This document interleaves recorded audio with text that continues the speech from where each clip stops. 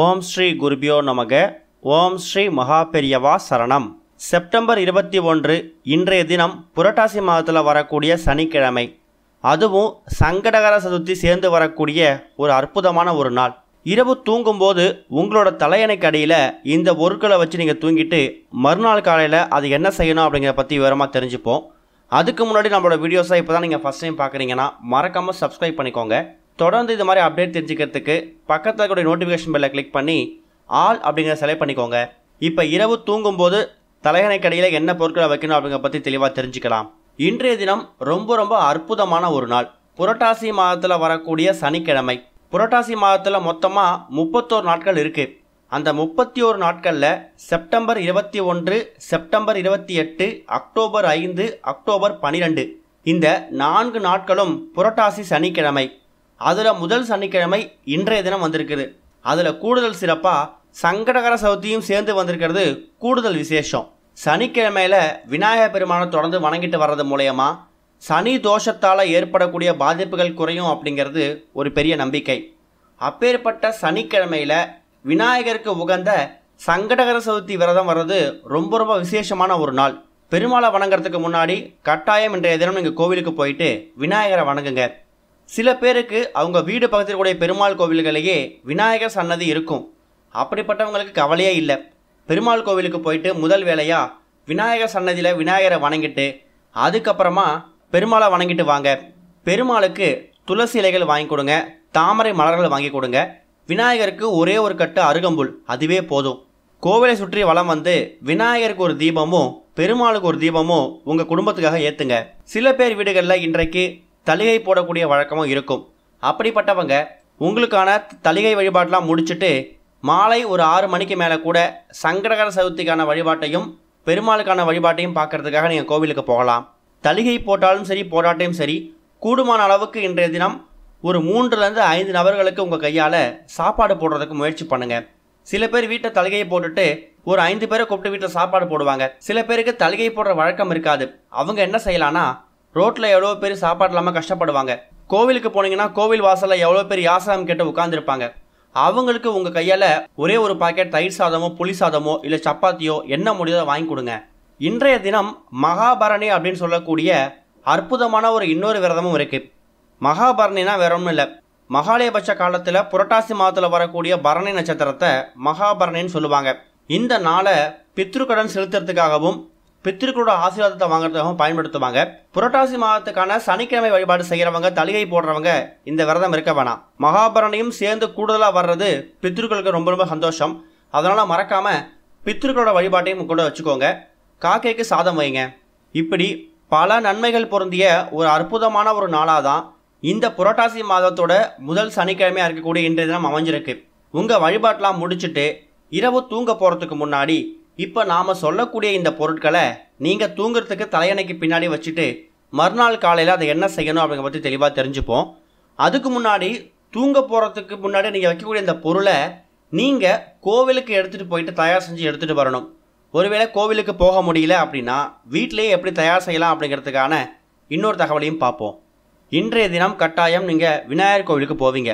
போகும்போது விநாயகருக்கு அருகம்புல் சாத்துறது, அவருக்கு தேவையான பொருட்களை வாங்கி கொடுக்கறது, அபிஷேக ஆராதனை கலந்துக்கிறது, இதெல்லாம் ஒரு பக்கம் இருந்தாலும் தனியாக ஒரே ஒரு அருகம்புல், ஒரு புல் இருந்தால் கூட போதும். அதை முடிஞ்சால் விநாயகர் பாதத்தில் வச்சு எடுத்து கையில் வச்சுக்கோங்க.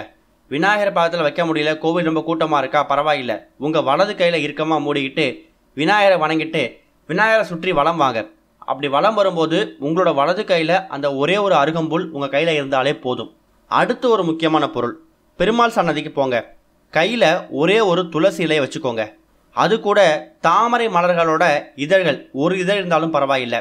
இது ரெண்டுத்தையும் கையில் இறுக்கமாக மூடிக்கிட்டு பெருமாளை சுற்றி வலம் வரும்போதும் தாயாரை சுற்றி வலம் வரும்போதும் கையில் துளசி இலைகளையும் தாமரை மலரோட இதழ் ஒன்றையும் கையில் வச்சுக்கிட்டு வலம் வந்துடுங்க. இப்போ மொத்தமாக நீங்கள் கோவிலை சுற்றி வலம் வந்துட்டு 3 பொருட்கள் உங்கள் கையில் இருக்கும். விநாயகரை சுற்றி வலம் வரும்போது கையில் ஒரு அருகம்புல்லை வச்சுருந்துருப்பீங்க. பெருமாளை சுற்றி வலம் வரும்போது துளசி இலைகளையும் தாமரை மலரோட இதழ்களையும் கையில் வச்சுட்டு வலம் வந்திருப்பீங்க. இப்போ அந்த 3 பொருட்களை அப்படியே நீங்கள் வீட்டுக்கு எடுத்துகிட்டு வந்து உங்கள் வீட்டோட பூஜை அறையில் வச்சுடுங்க. சரி, கோவிலுக்கு போக முடியலன்னா என்ன செய்யலாம்? வீட்டில் அருகம்புல் தயார் செஞ்சு அதை விநாயகரோட பாதத்தில் வச்சுடுங்க. அதே மாதிரி துளசியையும் தாமரை மலரோட இதழையும் எடுத்து பெருமாளோட பாதத்திலையும் மகாலட்சுமி தாயார் பாதத்திலையும் வச்சுடுங்க. விநாயகருக்கு உகந்த அருகம்புல், பெருமாளுக்கு உகந்த துளசி, மகாலட்சுமி தாயாருக்கு உகந்த தாமரை மலரோட ஒரே ஒரு இதழ், இப்படி 3 முக்கியமான பொருட்களையும் நீங்கள் அவங்கவுங்களுக்கு பாதத்தில் வச்சு எடுத்துட்டீங்க. இது கோவிலுக்கு போக முடியாதவங்க, போக முடிஞ்சவங்க கோவில் சுற்றி வலம் வந்து வீட்டில் பூஜையில் வச்சுடுங்க. அதுக்கப்புறமா சாப்பிட்டுட்டு இரவு உங்களோட அன்றாட வேலையெல்லாம் பாருங்கள். இரவு தூங்க போகிறதுக்கு முன்னாடி சின்னதாக ஒரு கவர் ஒன்று எடுத்துக்கோங்க. கவர் இல்லையா, ஒரு வெள்ளை துணி, வீட்டில் இருக்கக்கூடிய பழைய வேஷ்டிகளை கூட பயன்படுத்திக்கலாம்.